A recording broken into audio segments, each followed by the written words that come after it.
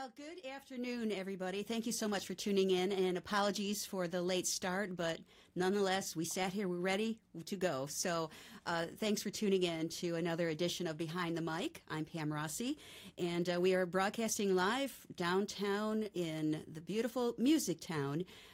Live in the D, I like to say. So we are in this amazing facility, MusicTown, where I like to bring local artists in and focus on the local musicians and all this great talent that we have around the area, Southeast Michigan. I go a little further than that sometimes, but generally this area, and this is the place to be. So I'm welcoming another guest, and of course we can't do this without our sponsors. So thank you so much to Michigan State University, Community School of Detroit, and of course Children's Hospital of Michigan Foundation.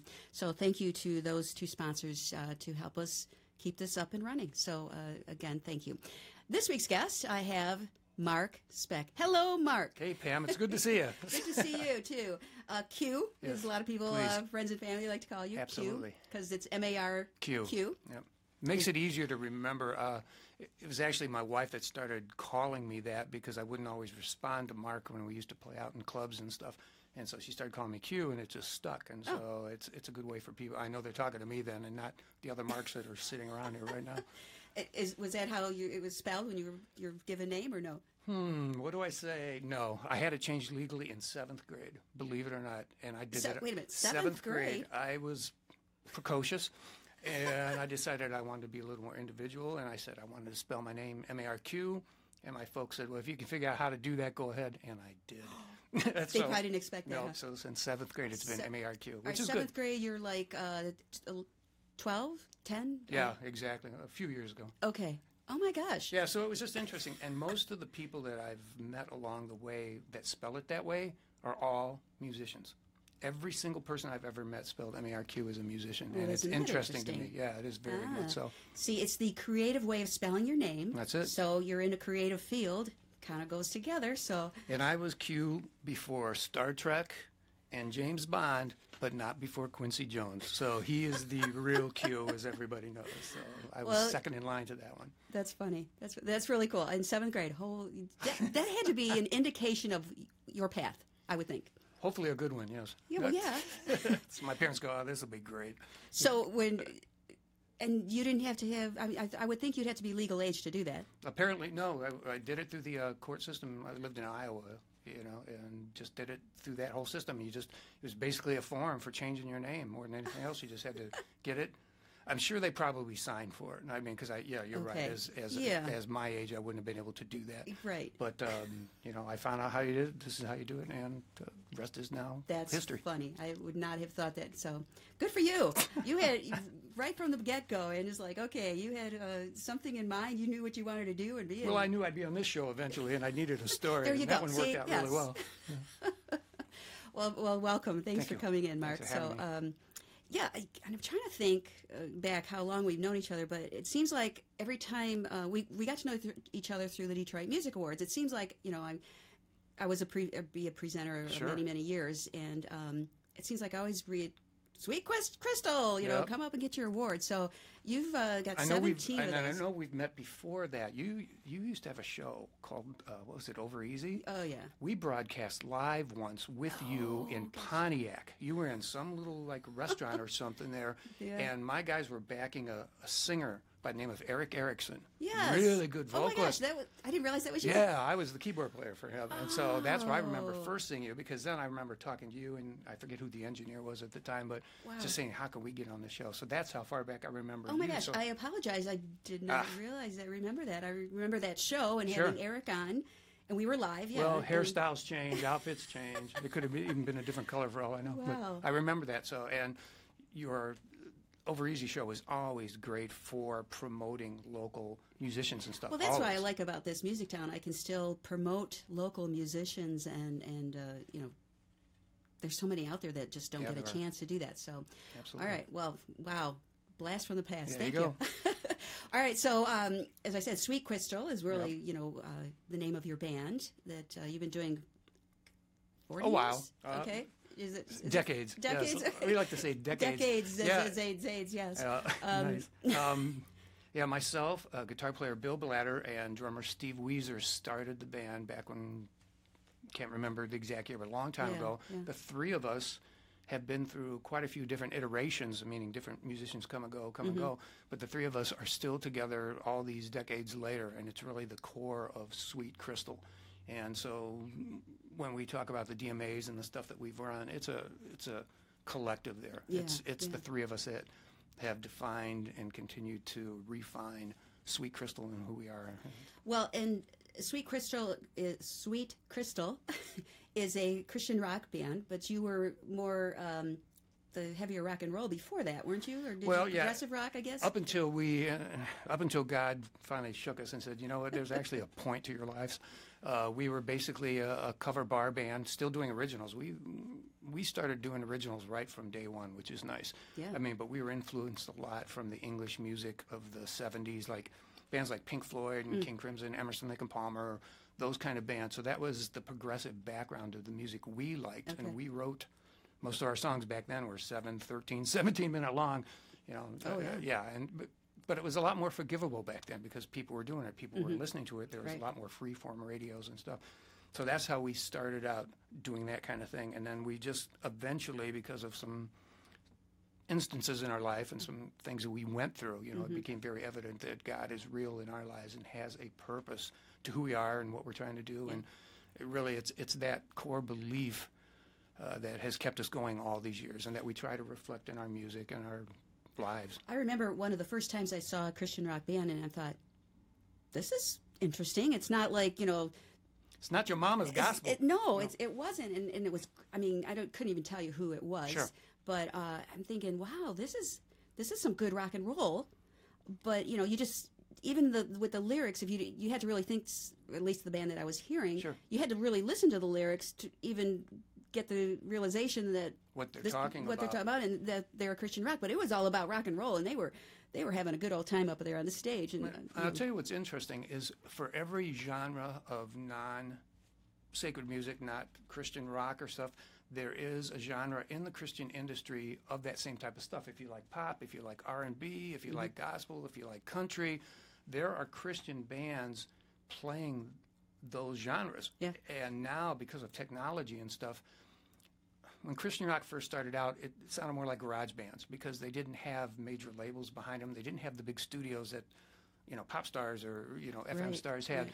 Now, technology is a leveling force for everybody. See, anybody can make a good sounding recording. Not everybody can write a good song, you know, but so what's interesting to me is, like you said, there were bands that were progressive Christian bands. There were bands that were just middle-of-the-road pop Christian bands. There were country bands. So the difference is the message that you're trying to get across. What Sweet Crystal hopes to do with everything we do is leave you, after a song, realizing that there's some kind of hope, there's some kind of answer to something you're going through. Because chances are somebody in my band has gone through what you're dealing with. And so we're not a beat you over the head with Jesus band. We're this is what happened to us, and this is how we got out. Yeah. If you're interested, man, we can maybe help you too with this. Well, so many songs, and I've heard several big artists say that before. That, you know, people say, well, what does that mean? What was the meaning behind that song? And I've heard some big artists say, whatever it means to you. They're not going to tell, they didn't want to explain what it was because everybody hears a song and hears something different from it. And, that's what he was saying. And for some reason, Paul McCartney's in my head, but I don't know if that was who said it. And it was like, yeah, this is how I relate to your song. This is what I get out of your song. And that's good enough because everybody will hear it differently. And a positive message, even if not delivered in a Christian rock vein, is still a positive message. That's what I'm really hoping that it comes across with stuff that we listen to and that other people listen to, is that if you can walk away feeling better about yourself after hearing something, that's great, because there's enough negativity in the world. There's enough tough stuff to have somebody sing at you and make you realize, oh man, it's just as bad as I thought it was. Now what? Well, that's no fun. I know. So. That is no fun. So why don't we go hit a song? Okay. And there's a lot more to talk about, but I appreciate got the keyboards here, and of course, Sweet Crystal. Why do I have to? It's hard. You know what? Sweet Crystal. The R's are hard for me too. Goodness. I actually had speech therapy when I was a little kid because I couldn't say R's. and that was a tough one. So now, You luckily I don't can have get past trouble with it, but but that is sweet Crystal. And so now, as you can see, he's here by himself. We'll talk about all of that as well. But so what do you got for us today, Mark? from our latest CD, 5 Carat Rock. A lot of the songs that we do have storylines to them, and I don't write a lot of my songs in the straight verse, bridge, chorus, verse, pre-chorus, chorus thing. I write a little more interesting at times, and this song is all about different people that you meet on the street, out in the world, and sometimes it's how you react to their situation that defines you as much as it hopefully helps them. And this is the tune entitled Can't Turn Back.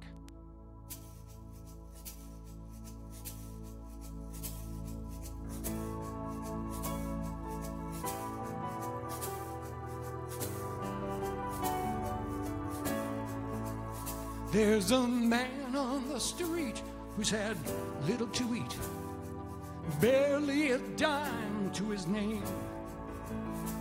He gambled and lost at impossible cost any chances at fortune or fame.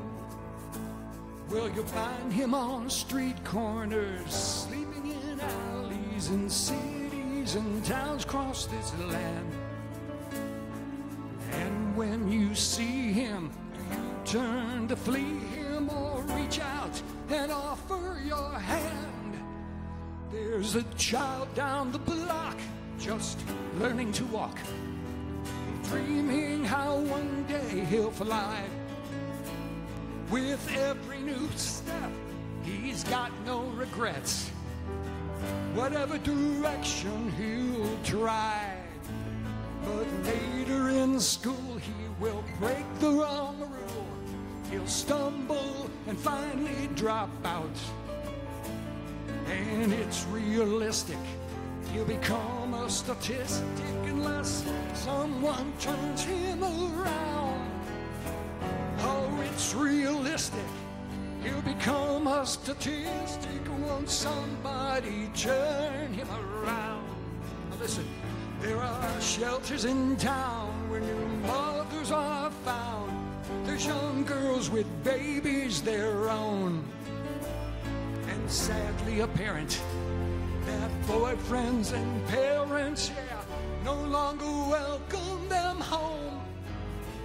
So what should we say when we're shown shades of gray and we know what's black and what's white? Heartbreak and heartache, missteps and mistakes, injustices that we can make right. Heartbreak and heartache, missteps and mistakes, injustices we can make right. Now listen, as we travel these roads, let's all help with the loads that are causing each other to fall. So when we get home and kneel down by the throne in answer to God's clarion call, well, we might be surprised by the smile in his eyes as he tells us the things we got right. And forgiving our sins, recounting the wins of the souls brought from darkness to light. Oh, forgiving our sins, recounting the wins of the souls that we brought to the light. So we can't turn back, no we can't turn back. When we're on the right track, Lord, we can't turn back. Said we can't turn back, no we can't turn back. The simple fact is we can't turn back. There's a man on the street who's had little to eat, barely a dime to his name. He gambled and lost at impossible cost any chances at fortune or fame. Woo. See that mic move? Yes. That's the thrill of live. Yes. Ugh. We were talking about that earlier. because you pretty much bring this simple little setup here, one keyboard. It's the with baby this cue. cool, yeah, because you are now doing. Wait, let me grab my card here. Sure. The solo but never alone is what you're doing now. So I wanted to talk about that because obviously you're here by yourself, and kind of venturing out solo. So what was the mindset behind that is yeah. it's not egotistical, because this is scarier than playing out with my guys. It's all you. Yeah, I know. It's no all one me. to back you I up. have to remember the words and catch the microphone. But what it is basically, I thought this year, I've retired from, I shouldn't say real work, because this is passion for me, but we retired from our day gigs. And so I wanted to get back into music full time, something I did when I was younger. And I thought, well, how can we do this? Because not everybody has the same availability as I do in the band. But we still feel that the music and the songs have a point to get out to people. So I thought, well, let me try this on my own, just to see if the songs come across with the same impact for their message. And I really wanted to test myself. I said, because the comfort factor is different. I'm not surrounded by my guys. I'm not surrounded by my stacks of gear. So, like you said, it's you and you alone. And I thought, let me get out and see if these songs relate to people on this level versus what we've been doing most of our lives. And I just thought, you know what, now's the time. I've got the time. We can travel if we have to. And I think a one keyboard solo show can sometimes work better in like a coffee house setting, or maybe a church setting, or just anywhere that the full band wouldn't fit musically. Not the songs, but just the production value. Yes, so tone down a little bit. Yes, so I thought, well, More maybe raw. I can do that. And I see all these friends of mine that are out doing these open mics and stuff, and I go, well, I don't know if the guys could do that with me, but if I got comfortable being able to take one keyboard and play, then those are things to get our name out, and hopefully if they like what I'm doing, they will pursue me and find out about Right. Sweet Crystal, and then like what those guys are doing too. So, well, you got to try it. And Yes. like you said, it's kind of like out of the comfort zone, but it's and I good call it solo but never alone, because basically God is with me wherever I go. I mean, that's the whole point of what I'm doing. So it's that kind of reminder to myself. All right, you're standing by yourself here, but you're not alone. Right. And if you hear some of the backing tracks that I use, well, my band's still with me. Yeah. I've got some guitar. cheating and a little bit, but Yeah, I think I'm going to print up a picture of the guys in the band and stand them around on the keyboard, just so when they go out, oh, this is him. So. There you go. And actually, this is the first time you're It is. This is the testing debut, the waters here. which is why it didn't go on right away, right? We decided to wait till I got rid of my nerves. We'll wait for 25 minutes. Okay, he's ready to play now. Let's do this. Yeah, we'll blame it on you. Yeah, no, I'll take the blame. No, don't want to do that. So testing the waters, and I mean, do you have a different gig set up already with just you? And... My next one, which is out in public, is on February 8th. Okay. With Steve Taylor, a friend of ours, does a singer-songwriter showcase every second Thursday in Birmingham. Right. And so he's invited me out to this next one. So that'll be the first time doing this with a crowd, with an audience right there that you can see. So That'll be a big test for you, huh? It will be. That'll be totally different, and see how that things. But so that's February 8th. It's like 7 o'clock. I think it's called the Bread and Bird, although they're changing the restaurant itself. The guy is actually redoing the inside of it to make it more friendly for live entertainment, for one thing. And he owns apparently another wine restaurant, and so it's going to be like an offshoot from his other one. So the gig is still on. It's in the back room. It's called the Elm Room. If the front's not open, then there's a whole back entrance to it. But I love when those kinds of businesses take a chance and put the music out there, and people want to hear it. And a lot of times you go out for a nice dinner, you want to hear some background music. I mean, they don't give you 100% attention all the time, but a restaurant type of thing or a coffee house is kind of nicer than the bar, because the bar, people are drinking and they get a little wilder and everything. But as people get to know you as a performer, you're hoping that it'll resonate. Well, they'll come back looking for you. Yeah. And that's the whole point. I'll be very curious to see how this works out. But regardless, it's fun. You don't know till you try it. I know. And here's your launch. Do I know my own songs? Well, when you do this one in public, come in February, you can always have your wife standing in the audience with two little cutouts of Steve and Bill. So just think a of little comfort there. Gosh. It'll be fun. You'll do fine. We've been over there a couple times for his last few shows, and he does a really nice job of production, and the caliber of people. I would say 90% of them I had never heard of before. Now I'm walking away going, these people are great. Okay. I mean, and so that's what you're hoping, that you'll walk away from something like that, is to learn about new stuff. And just, those are the kinds cool. of places I like. It's like, wow, I never knew, you know. And of course, the position I'm in, it's kind of nice. You know, people are approaching me, Sure. and it's like I have to research or something, or I'm not. I mean, there's hundreds and hundreds of amazing artists in this area. And that's just here. Imagine every city in the United States, and then of course outside the United States. I mean, the amount of talent that's out there. The tough thing is because there's so much talent out there, you might get lost in the sure. the tsunami of what you can find. But once again, this point in our lives with technology and the internet and stuff. Well, not the internet. Let's not talk about the internet right now. After this 20 minutes start, this point, little bands, brand new bands, new performers have a way to get their music out that never existed when we first started. Oh, so it's changed, definitely. You may get lost in the overall volume of stuff, but the fact is you now are out somewhere where people can find you. Well, I think a lot of musicians have said you have to go out live, or you really get lost because, the internet is infinite. So you have to go out and play. That's and do you plan to go out further, other than Southeast Michigan? Is that the goal? Well, myself, I would be able to do it. My wife and I could do that, and that's what I'm hoping, that this will open up some opportunities, because, we don't have any children, we don't have any pets, and so it'll be nice to be able to just pack up and go. That's it. That's just me and this thing.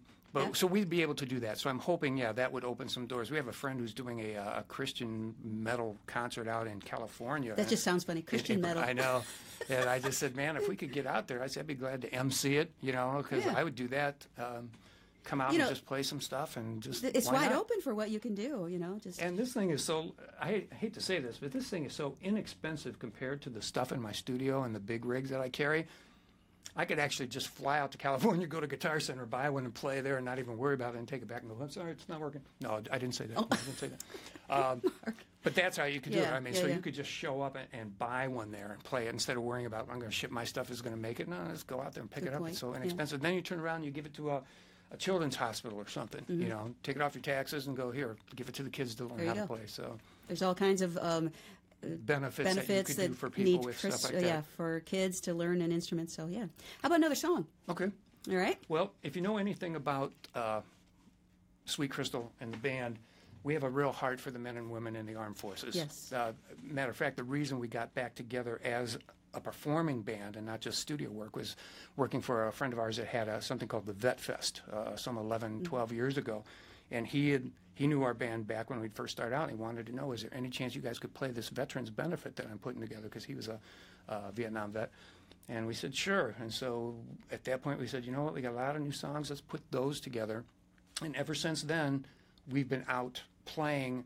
Ever since then, more recognition from Detroit Music Awards. Nobody knew who we were before that. And so now whenever we can, for Wounded Warrior Project or Homeless Vets, whenever we can, that's who we like playing for. It's we feel that you don't have to support any war.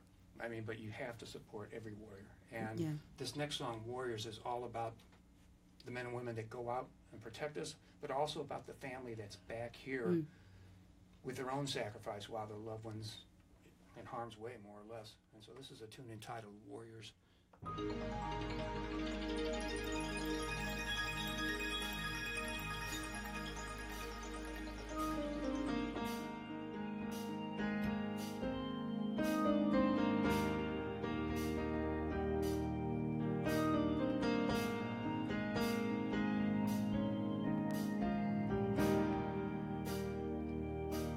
I'm sending out this prayer for all the warriors, standing guard, preparing for the fight.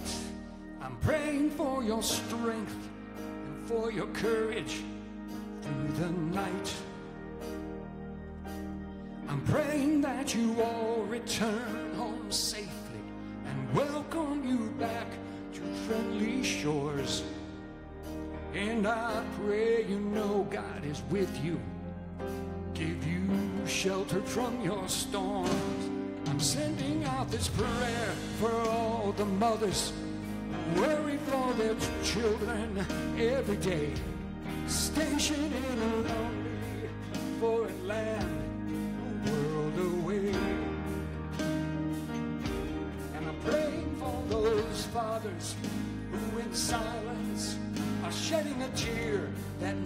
on seas, crying out for their sons and their daughters. Lord, please send them home to me, and I will pray for you.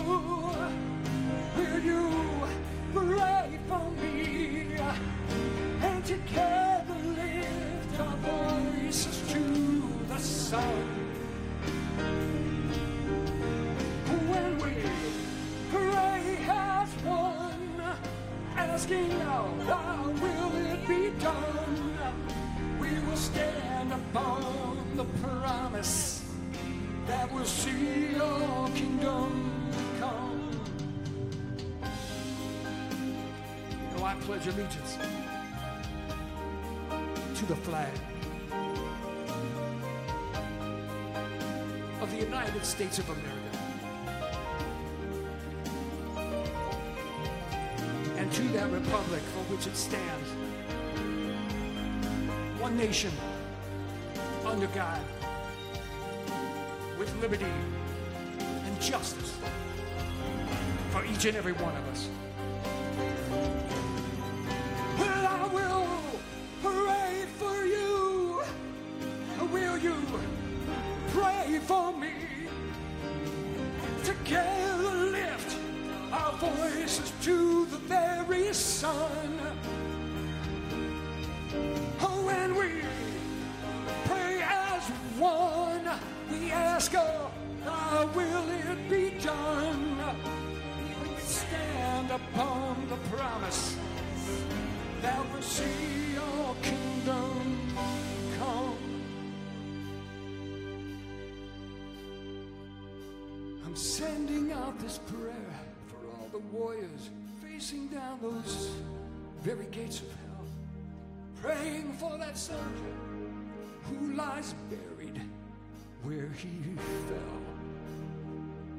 And I pray for you saints and for us sinners, knowing this one thing is true: oh, we are all God's children. And this prayer we pray for you, it's an everyday reminder. It's the least we can do for you.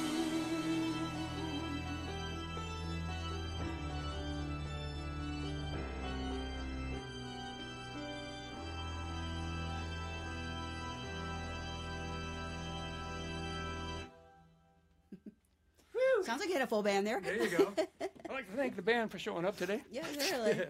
That's with these the keyboards. You can, just add all these different things. It's really nice too, because those are actually our tracks. I mean, those are all my guys and me recording all those parts. That one, a friend of ours, Kathy Oyster, who you can find on Facebook, sang the backup vocals with us and stuff. So what's fun about Sweet Crystal, and I know it's a backing track because I really still like the oomph of that song with all that stuff. It's us. It's not like anybody else did it. So anytime I use tracks, it's from my guys.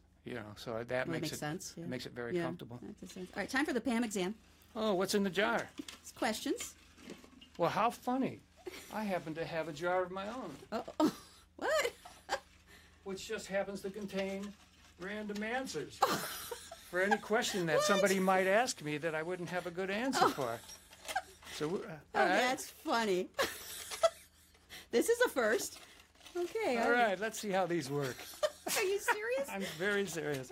I know how rough you can be on interviewees. No, I'm not. Oh, my goodness. Okay. I'm afraid to ask a question. Oh, yeah. No, I'm afraid of the answer. Well, this will be interesting. What is your go-to song to sing while in the shower? Oh, let's see. Are you serious? She's not going to answer. He's going to pull out a question. Let's see what the answer is right here. Oh, this is a first. Well, it would be headline a world tour sponsored by Little Caesars Pizza and Death Wish Coffee, which is kind of like a polka that I wrote.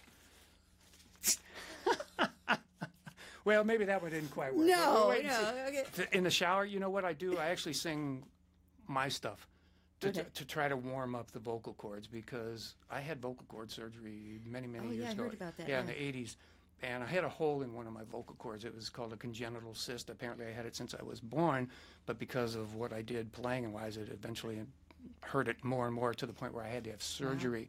And after the surgery, thank God I can still sing and play and stuff, but it changed the range of my voice, and it made me a little more tentative about singing. So in the shower, you don't have to sing loud, but you can sing and you can try to do stuff like that. I bet all that steam really helps yes, you too. And so that's what I do in the shower. I don't really sing too many other people's songs because I don't know a lot of other people's songs. I know a lot of my songs.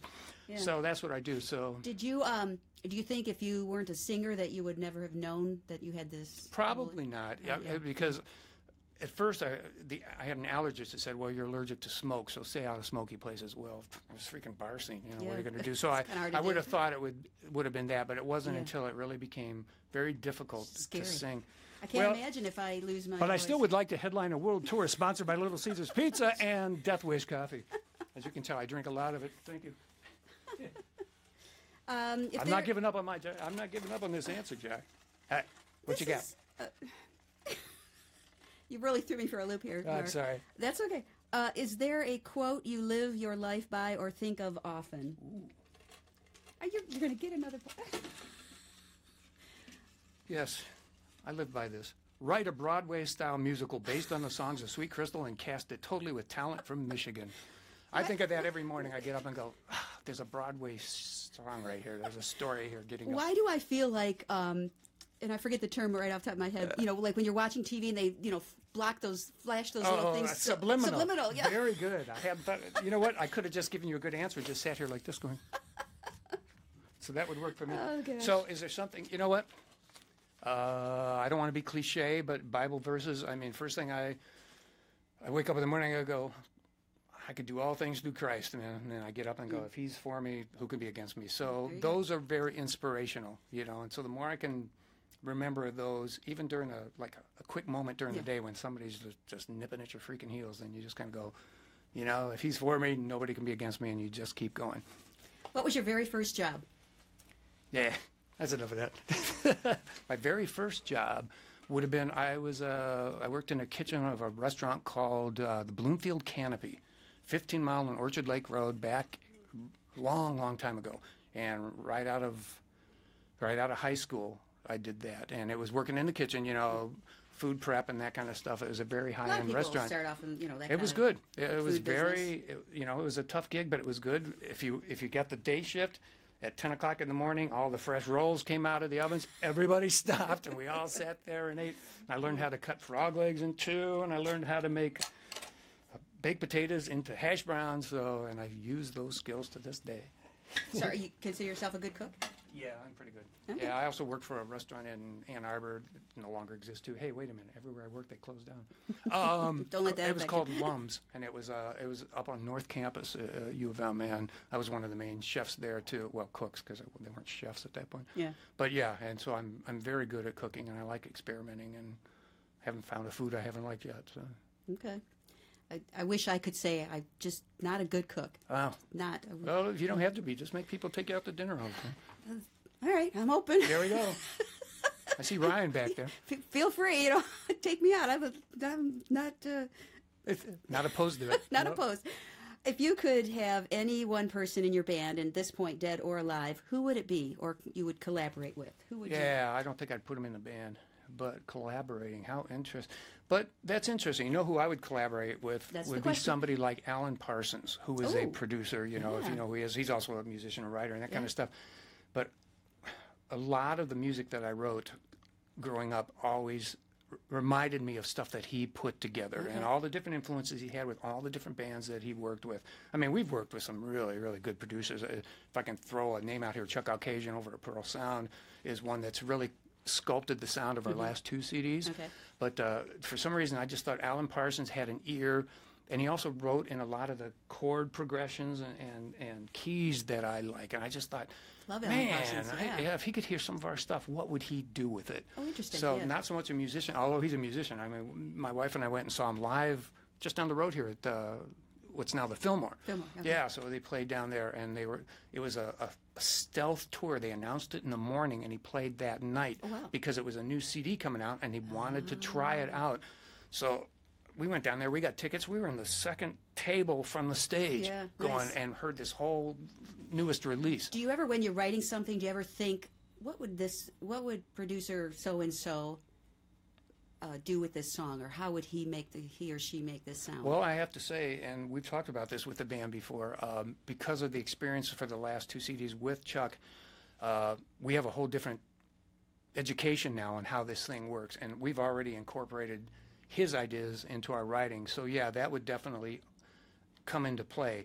I haven't worked with that. We worked with a gentleman named Henry Weck. He was the original drummer for Brownsville Station. Oh, okay. He's smoking in the boys' room, and so he produced our very first release back in the '80s, and he had a way of listening things that sculpted us for there.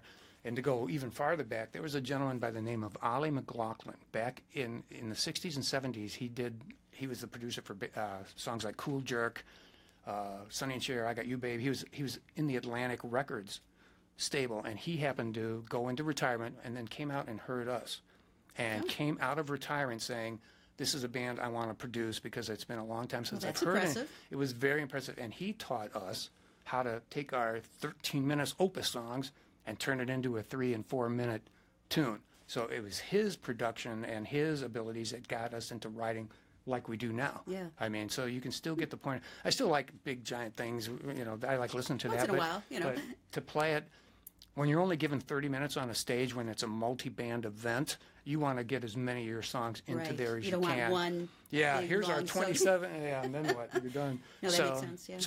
So producers have affected us, and for the good. I don't know any people out right now that I would say I'd like to do that. Back when Queen was big, Roy Thomas Baker was huge too, because we used to do a lot of Queen stuff when we were the bar band cover stuff, and his production style was killer for vocals and stuff. So everybody has something that they're really good at, and if you can pick up on it, it's just going to benefit you. Producer is a big part of making a record good or not. Probably you know, more than people realize. Yeah. If they aren't in the business or haven't gotten to the level that we're at, where you're working in studios like that, you probably don't say, "Why would I need that? I can just do it myself." Right. Yeah. Well, they have an ear, and they can hear something. Go, try it this way. You know, it's pretty cool. Our stuff definitely benefits from that kind of outside influence, because I have a studio that I own at my place, and I can go in there and I could spend weeks on one song, and it can be as huge as I want it to be, but it can be too big. Yeah. And it's not until you get somebody who has an ear, can listen to it and go, "Do you really need 127 string parts?" Probably not. I mean, you can probably scale that down to 1 or 2. Yeah. All right. What is your guilty pleasure? German chocolate cake. Oh. From Iverson's Bakery. You're drooling. Yeah, from Iverson's Bakery, if I can give them a plug in Dearborn. Oh, my gosh. Well, they've been around a long time. Oh, real long. They used to have a lot more things, but the main one is still there on Outer Drive. Every major occasion. So we have birthday, somebody I love. My birthday, somebody I love. Christmas, anniversary. We go and buy, we used to buy an 8-inch German cake, which is freaking huge for 2 of us. Yeah. Now we do 9 inches.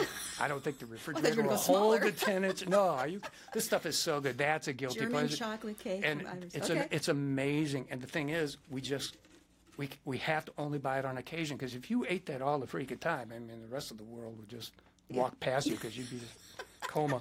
But it's really, so I'd say I don't like to say guilty, because it makes it sound like it's bad, but it is so good. Oh, interesting. Yeah. Okay. Well, There's another plug. there you go.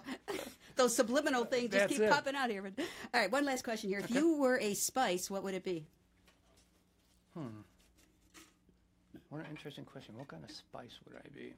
Probably vanilla. You know, because it's a nice taste. You know, it's not too overwhelming. And probably safe. You know, so that's a good one. But I like vanilla. I like I like vanilla lattes. You know, I just like the taste. So for me, it would be fine, but it wouldn't be so overwhelming that somebody go, "Oh, I can't handle this." Yeah. But I don't know if everybody likes vanilla. So. I don't think I've ever met anybody that doesn't like vanilla. Really? So. Sweet. Then they're gonna love You're good. me. You're in, Mark. You're good. How about another song? I'd love to. All right. Let's think what we want to play here. Oh, you didn't know? Oh, yeah. I thought about different ones, trying to figure out what would make. Forgive this. You still have this mic issue there. Yeah, I can see it slowly coming down. There we go. I just didn't want to. That's what happens when you're the musician and you're the roadie. You know, these Yeah. kind of issues come up, you know? Yeah, my roadie's sitting back going, "Yeah, see, that's why you needed me." But I didn't bring him. Talking about the warrior theme and the armed forces theme, I wrote a song that originally I thought it was about the prodigal son and about how he walks away, leaves, and eventually he figures out who he is and comes back. But then by the time I was done with the song, I realized this was a little more positive message, and it reminded me of a soldier going off to war telling, at this point, the girlfriend or the wife that he left behind that, be strong, I will be back, this is something I have to do. And then in the overall scheme of things, I realized, this also works on the level of Jesus Christ going back to heaven. He did what he had to do here. He's going to heaven to build houses for us, get his dad to build us a mansion, and he would be back. So I thought, you know what, this song works on a variety of levels. So whichever one you're more comfortable with, that's how you can... Like you said, you could listen to the same song, whatever message came out. Right. And this is the tune entitled Us Eternally.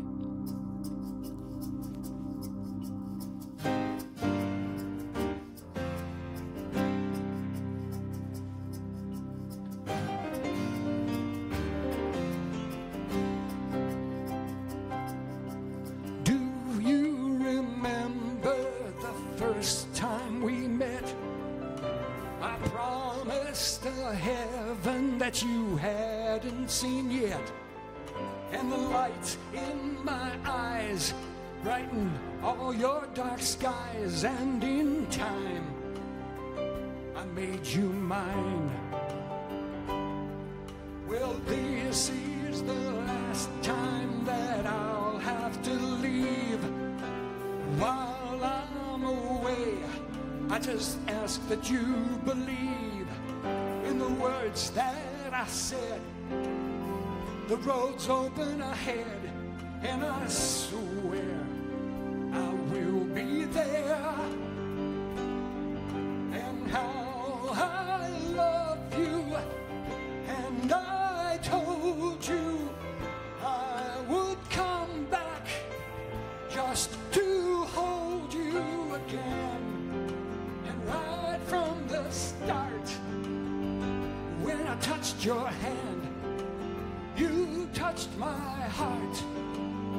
I look into your eyes, this is what I see. A glimpse of paradise, us eternally.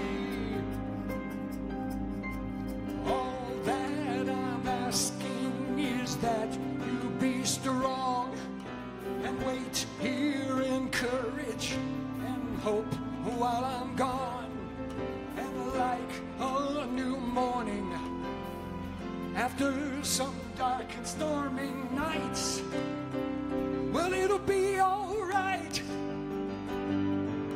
And how I love you, and I told you I would come back just to hold you again.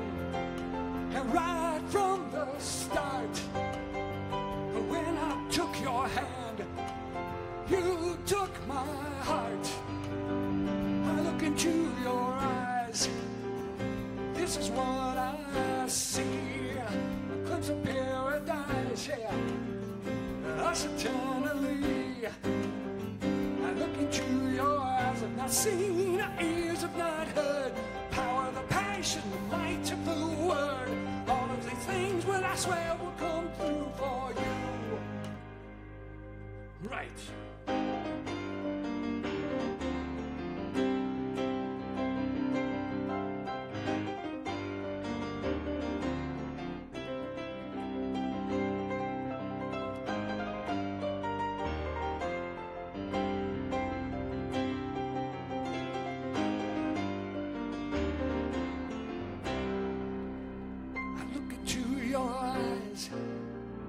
This is what I see, a glimpse of paradise, us eternally. I look into your eyes, I've not seen, ears have not heard. Power, the passion, the might of the word. All of these things I swear will come true for you. All that I'm asking is that you hold on and wait for me, angel. I won't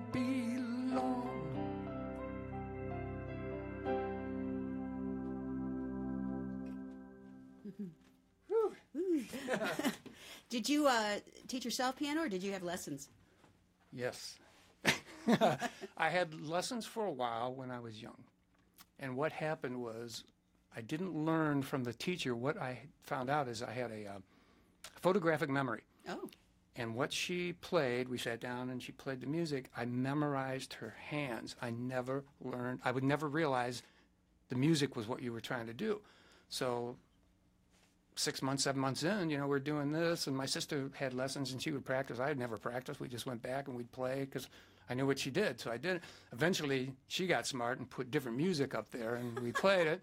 And I played what she played, and she goes, "Do you know what any of this stuff is?" And no.